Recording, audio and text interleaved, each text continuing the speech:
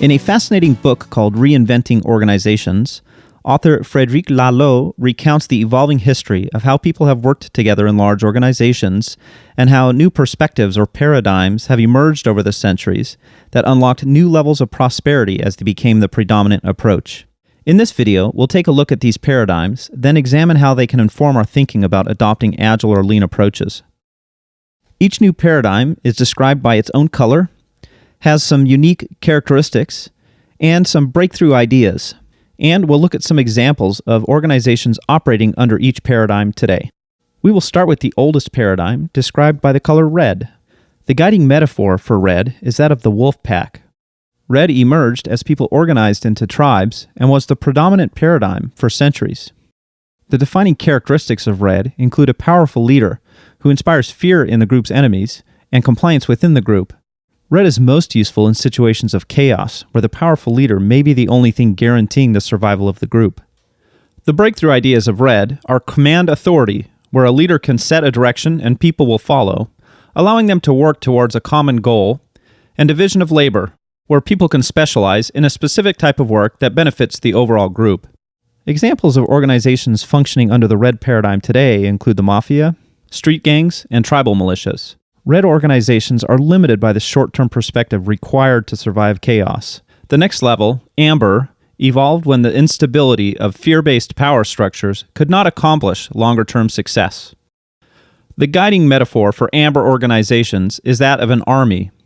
Amber emerged as hierarchical patterns like those invented by the Roman military under Julius Caesar and those used by the Catholic Church, enabled focusing on long-term goals which are only possible under stable leadership, being based on status, not physical prowess. The primary characteristic of amber organizations is their strict hierarchical structure, leading to stability and exerting strong control over the lower levels in the hierarchy. The breakthrough ideas in an amber organization are taking a long-term perspective, instituting strong processes, and creating formal roles for various levels within the hierarchy. Examples of current organizations that have an amber perspective are most public schools in the United States, most governments, and traditional churches.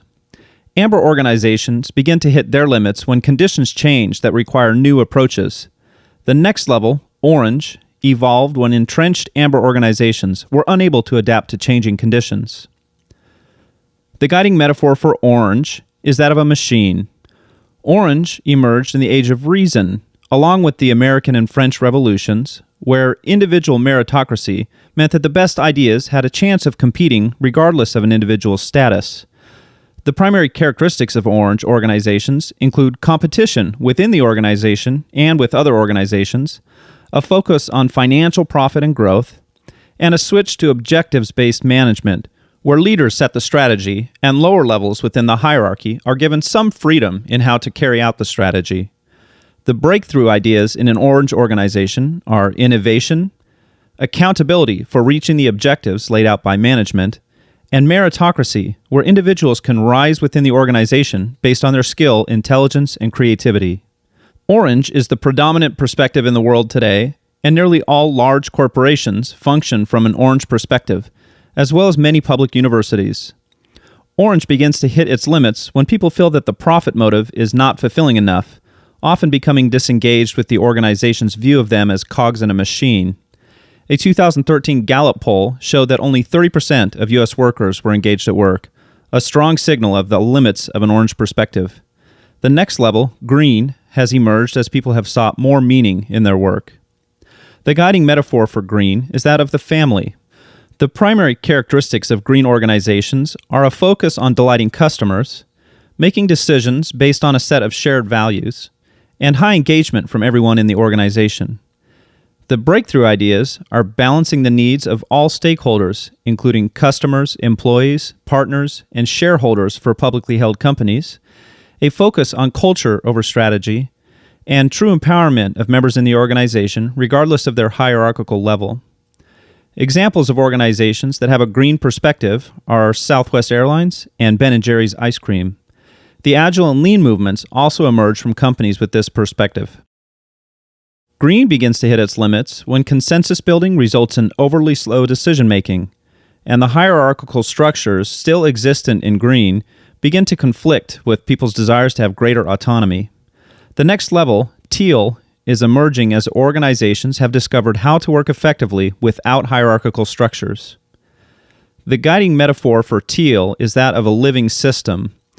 The primary characteristics of a teal organization are what are known as anti-fragile organizational structures, either flat or based on interlocking circles of evolving roles, aligning around an evolutionary purpose, some shared goal of making the world a better place, and by distributing decision-making authority to all members of the organization using something called the advice process, where any colleague can make any decision in the organization so long as they have sought the advice of anyone that decision might impact. This differs from consensus in that not all advice must be heeded, just considered. The breakthrough ideas in teal are wholeness, where people can bring their whole selves to work, their spiritual side, their intellectual side, and their creative side, and feel safe that they will not be judged for being themselves. Self-management is another breakthrough idea. In most teal organizations, there are no managers.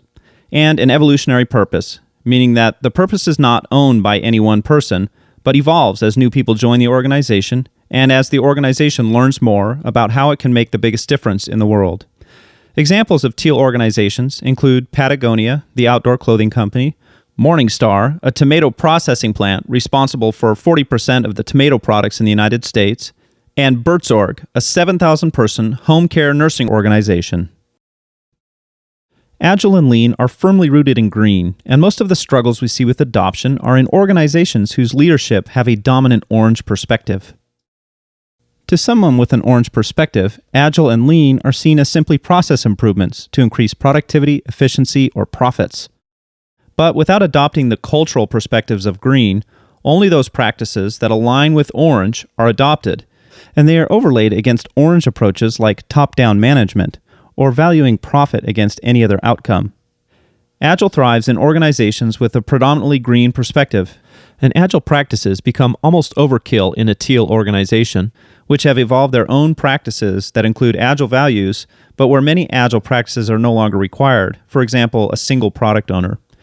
If you are currently part of an orange organization and are looking for ways to make it work better, search out others with a green perspective, especially those in leadership positions, and work with them to help drive the cultural change required to make Agile work as it was designed. Laloux's research indicates that only the top leader in an organization can successfully transform it vertically, for example, from orange to green. However, horizontal transformation is possible, for example, working within the boundaries of orange to make it a more vibrant place of innovation and objectives-based management, instead of a stressful, lifeless place of micromanagement. One important concept is that one color is not necessarily better than any other. There are valuable ideas in every perspective. There is data that shows that the newer perspectives are better able to deal effectively with increasing levels of complexity and interconnectedness. But that does not mean that every situation requires this, or that only green and teal organizations can be successful. Success is defined differently from each perspective. Also, the newer perspectives include the older ones, like a Russian nesting doll, so someone with a teal perspective can and should continue to use orange or amber ideas when they might best meet the needs of the organization. I hope this overview was helpful, and that it gave you some insight into the culture of your organization. Viewing Agile and Lean within this broader cultural context can help us make sense of why some organizations might struggle to fully adopt them, and give us some ideas of how to focus on culture as a key element in any change,